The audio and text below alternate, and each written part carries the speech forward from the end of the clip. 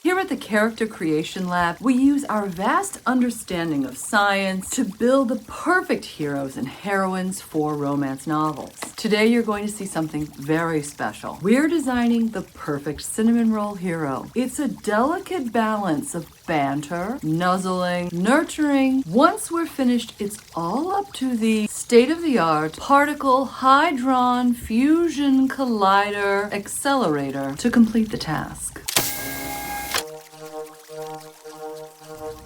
What did you do?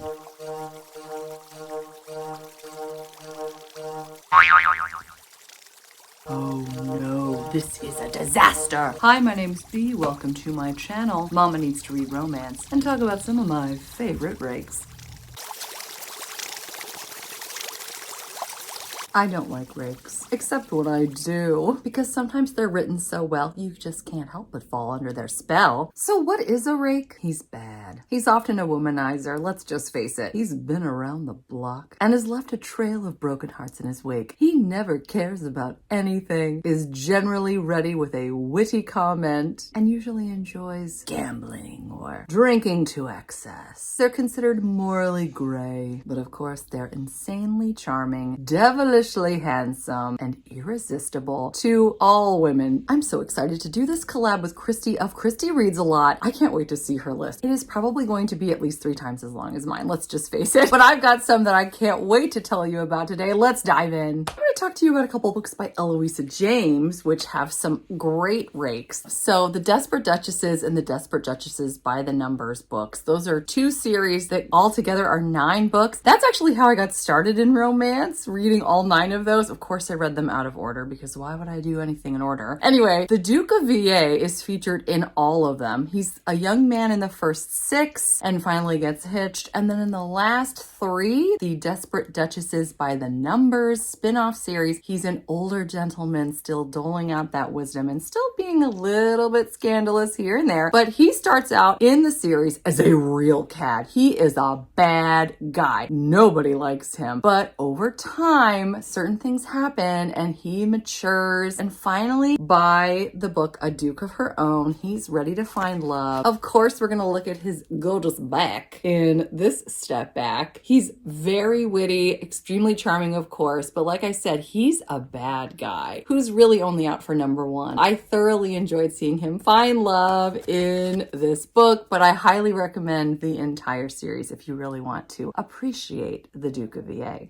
Can a rake also be a prince? You bet, especially in the first book of the fairy tale series by Eloisa James, A Kiss at Midnight, which is based on Cinderella. Let's, of course, look at this darling step back. Our prince is arrogant to a fault, but somehow Eloisa James just makes it work. I think what helps is the fact that Cinderella is not about to just lie over and let him treat her disrespectfully. I loved watching this couple spar. I thoroughly enjoyed this book. It's one of my favorite of the series.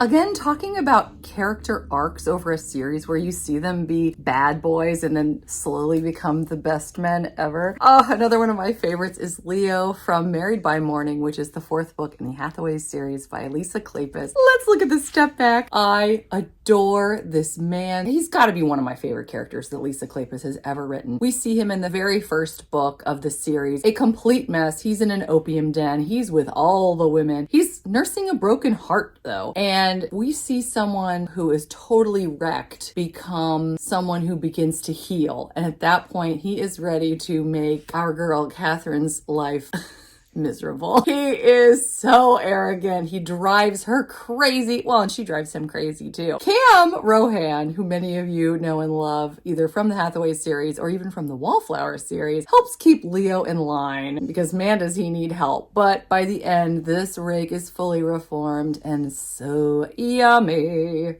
Okay, so now I'm going to mention a rake that I'm almost certain Christi is also going to mention because he's on everybody's list pretty much when you think rake. Sebastian Lord St. Vincent from Devil in Winter. Now, I've got some other books that he is in as well. This is another like character arc where I've got friends who are in both camps. Some people really despise him and feel like he can't be redeemed after what he decides to do in It Happened One Autumn. He's so compelling. He's so incredible. He is bad. He is is morally gray. He does play the field. He doesn't care about anyone but himself, but he's so charming. And as you see in this book, let's look at the step back for Pete's sake. I've made fun of this so many times. I don't even know what else is left to say other than, why would you put on a cape and no shirt? I don't understand. What was the thought process that led up to going out in the snow that day? You know?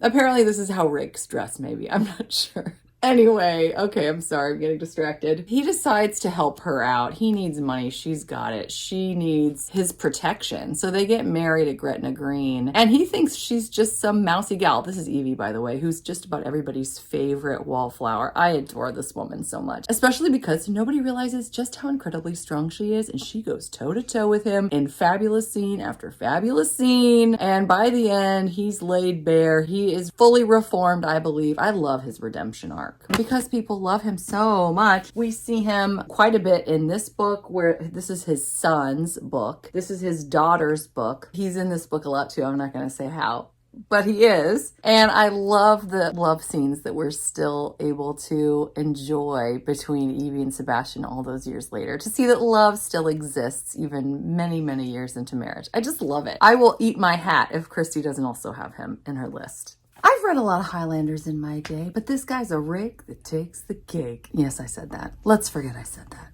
We've got Seduced by a Highlander, which is book 2 of the Children of the Mist series by Paula Quinn. Tristan McGregor is just yummy. The summary describes him as a silver-tongued seducer and an unrepentant rogue. But of course, he has a backstory that makes him that way. And one day he decides it's time to make amends for bad behavior of the past. And he goes to a feuding family's home and gets tortured Home Alone style. It's over the top and it's mostly hilarious, but then we see our heroine finally start to forgive him and maybe feel bad about all the torturing that her brothers are doing to him. Even our author has said she literally has a crush on this character, and I can see why. He is so delicious.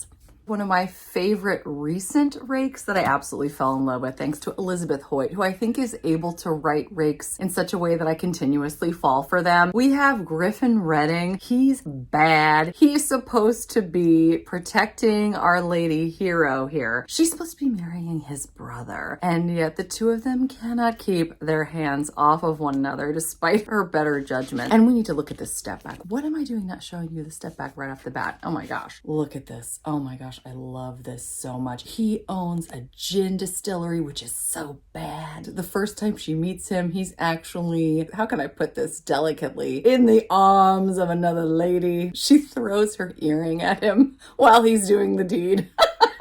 Anyway, I can't believe how head over heels I fell in love with this character, but then so did Hero, so that makes me feel a little bit better because she definitely has a good head on her shoulders. But this book was so yummy, and he is the best bad boy to become reformed. Oh my gosh. Love him so much. He also makes some appearances later in the Maiden Lane series, which makes it even better. And speaking of the Maiden Lane series, my favorite rake of all, he's actually a river pirate named Charming Mickey O'Connor. Oh my gosh, he's so delicious. He consistently tells Silence that he's bad. He doesn't want her to think he's good at all. But let me paint a picture for you guys. Shirtless, hunky man soothing a baby by holding the baby up against his gorgeous chest, singing lullabies. I know. I just about died too. This has it all. It's very dangerous. He basically forces her to live with him to protect her. He actually needs to protect the baby that she's taking care of. And he knows that she's not going to move out if that baby is with him. So he just slowly seduces her, and it is so enthralling. I fell under his spell so hard. He's got this gorgeous Irish accent. There's some secret identity elements going on in this as well. I gave it 6 stars. So I'm looking forward to seeing him in more of the Maiden Lane books as well. I'm on book 6 right now. I need to go further, but they better have him back because he is just my favorite. Speaking of yummy, oh my gosh, let's talk about Colin in A Week to Be Wicked, which is book 2 of the Spindle Cove series. So many of you got to join us in Rachel of Rachel Reads and Sings read along over the summer, the Tessa-Dare read along. It was incredible, and it was so funny. No matter which book we were reading, we were always talking about Colin. He is such a rake. He's such a bad boy, but he's so fun. He's so hilarious, and he has every girl wrapped right around his finger, and he couldn't care less. But he finally meets his match in Minerva, who's the scientist, and he decides to help her. So they go on the most fun road trip I have ever had the pleasure of reading. She breaks down his walls, and we discover that he's such a good guy at heart. I loved it, and I love him, and I'll never be able to read a Spindle Cove without going, well, what about Colin? Let's talk about him.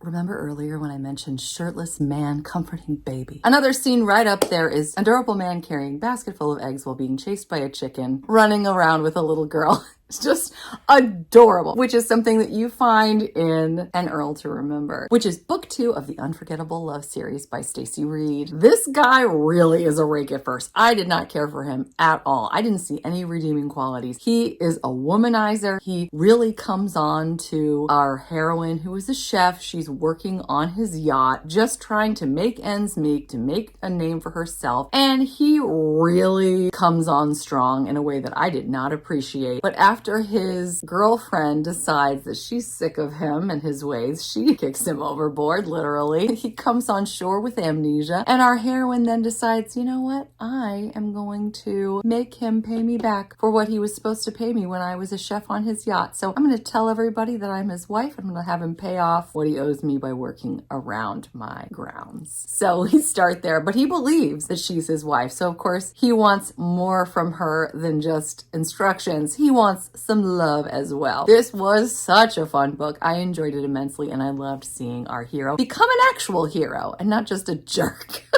Well done, Stacey Reid.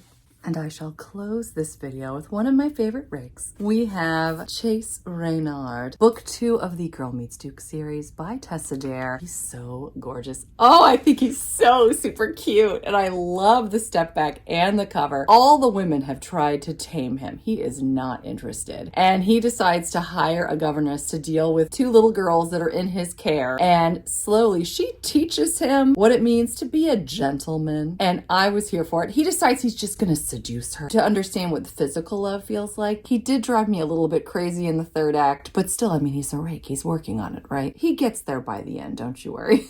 Well, those were my rakes. I had so much fun. You have to share. Are there rakes that you're in love with as well? Let us know in the comments. I'm dying to add some more books to my TBR. You guys always have the best suggestions. I hope you're doing well. I hope you're enjoying whatever it is you're reading, whether it has a rake in it or not. Until next time, thanks so much. Take care. Bye.